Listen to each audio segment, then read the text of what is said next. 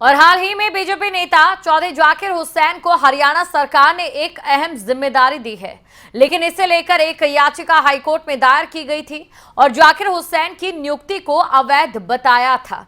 इस याचिका को अब हाईकोर्ट की तरफ से खारिज कर दिया गया है। रिपोर्ट देखिए।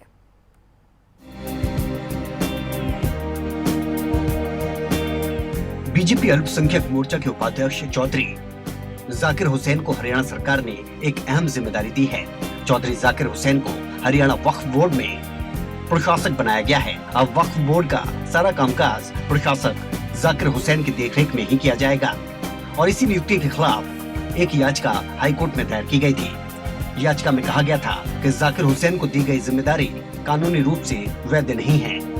इस याचिका को मुख्य न्यायाधीश की खंडपीठ ने खारिज कर दिया।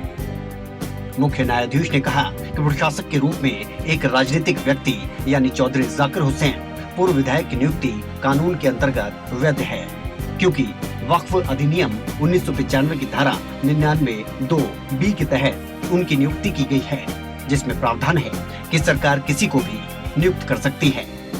इसके आगे मुख्य न्यायाधीश ने याचिकाकर्ता के अधिवक्ता से कहा कि वो अपनी याचिका वापस ले लें, अन्यथा याचिका खारिज करने के साथ साथ याचिकाकर्ता एवं अधिवक्ता पर भी भारी जुर्माना लगाया जाएगा।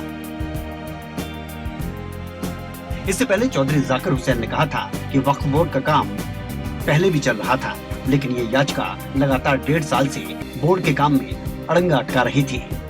लेकिन अब हाईकोर्ट से साफ हो चुका है, वो वक्फ बोर्ड को नई ऊंचाइयों पर ले जाने का काम करेंगे। पहले भी बहुत अच्छा चल रहा है, लेकिन उसमें हम माननीय मुख्यमंत्री जी की सलाह से और उनके आशीर्वाद से हम लोग उसके अंदर ये देखेंगे कि जो काफ़ी चीज़ें पिछले कोविड के दौरान या जो हाई कोर्ट में हमारे एक विधायक नूह से विधायक है, उन्होंने जो हाई कोर्ट में रिट करके केस को मामले को उलझा रखा था और 1.5 साल से वक्फ बोर्ड के काम में अड़ंगा लगा रखा था।